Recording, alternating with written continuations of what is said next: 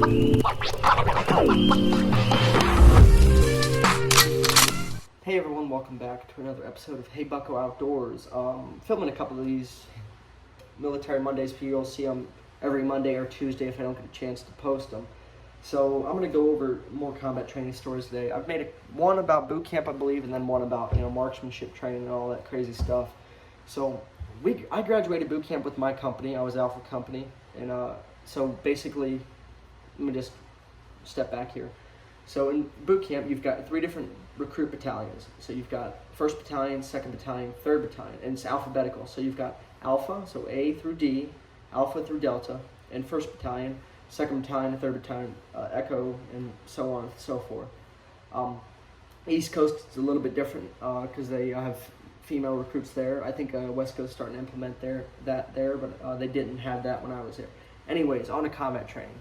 So when I graduated from Alpha Company, it was December 11th of 2020. So I had been in boot camp from August 31st until then. So we graduated finally, took the long bus ride up to the area which we were staying for combat training, which I won't go too much in detail about, but it's mountainous. So the place where I'm at, Camp Pendleton, same place. The place I'm talking about though for combat training is farther north. It's very mountainous. In boot camp you kind of see some of that when you go do field training, but nothing like this. Like I'm talking mountains like I've never seen before. I mean, I'm a honky, grew up in Missouri, spent a lot of time in the Midwest, saw Ozark Mountains, Smoky Mountains. Nothing had even compared.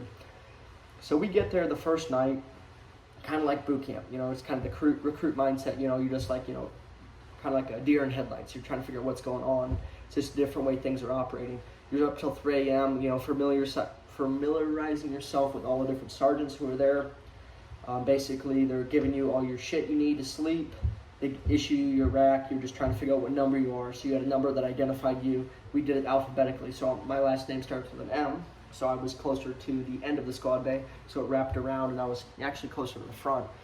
So literally, we were there. I got there on a Friday. That Saturday, Sunday, we got our rifles issued, our night vision, everything like that. Flak jacket, which is basically your plate carrier, all the stuff that goes on that. And so we went out to the field that Monday. And to get out to the field, you're not going to have the luxury of riding in a big old 7-ton vehicle or a big old troop carrier. You're hiking your ass up this mountain to get there. And from what I remembered, it was a 15K hike getting up there. Might have even been more. Yeah, it was 15K, so let's see, 9 miles approximately, which at that time you're so used to hiking, it really didn't bother you. But you've got everything you own essentially. You've got your main pack, which I might make a video about those things sometime. But giant pack, all the stuff you need, your uniform, different hygiene products, tarps, whoopee, sleeping bag, helmet, different gear, warming layers, because remember, December, and up in the mountains, people in California, who aren't from California at least, might be like, it's California, isn't it warm all the time? Not really. In the winter, especially at nighttime, it gets down pretty chilly, especially up there in the mountains. I think we're in the southern Sierra Nevada range. I'm not too sure. I'd have to double check that. But anyways, we get up there, drop packs, and essentially we're sleeping on the slope of this giant mountain. So imagine, I don't know how much elevation. Where we were sleeping was on a little plateau about, I'd say, 400 feet off this ravine that was below us. And we're at this little plateau, and we set out our little iso mats, which is like this thin little mat that you sleep on, kind of like a cushion that you lay down on. But it wasn't that time for that, so we basically get a class on what we're going to be doing, because we're still new to this, trying to figure out what's going on. So they they throw MREs at us, and we eat, and we get ready for the fun. So the next day we get up and we're shooting thousands of rounds, and I'm not even kidding, thousands of rounds. And for the whole, people say with ARs, oh, that shit isn't reliable, all the close tolerances. For spending 7 days in the field and literally probably putting 4,000 rounds to my M16, I had 2 malfunctions, which were probably user-induced. Probably stuff that I did that, not using proper operations to, use my firearm. So we're literally shooting thousands of rounds. And when you wake up in the morning, before all this, it's like, what time? I usually woke us up at 5. And so by that time, the sun had even cleared the peak. So where we were laying, I think it was east was over to our left. So my left, like this brick wall, and it hadn't cleared the mountains. And you could kind of see it, but not really. And it's winter, so the sun rises a lot lower. And you wake up, you get all your uniform on, you get your flak jacket on. You're not allowed to wear warming layers, which is like a sweater, the green sweater. I might actually have it right here. Yeah. So we had something like this. Let me put my coffee down and show you. We had something like this along with like a coyote brown, one that had a zipper on it and a little kangaroo pouch. But weren't allowed to wear that because once the sun came up, you actually started to sweat a little bit, and they didn't want you to overheat and pass out, which is definitely no-go because we're in the middle of bumfuck nowhere. So you wake up, you eat your MREs, and then they basically give you a brief of what the conduct of the day is going to be. So basically your plans for the day.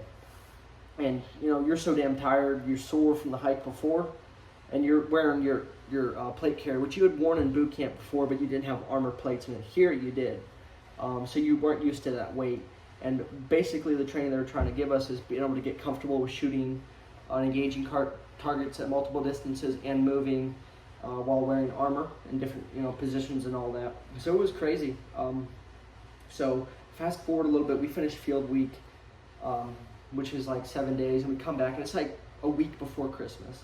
So we have that weekend after that first field week, and we go back out to basically do some more training. We're digging foxholes and like in defensive positions, learning how to dig fighting holes, as they call them, and all that. So we do that, and it was only a 2-day thing. So that morning, I think it was the morning I woke up after we'd gotten there, it was Christmas Eve. And it was the craziest thing because, I'm used to being with my family. First Christmas away from home, which was, really tough on a lot of the guys.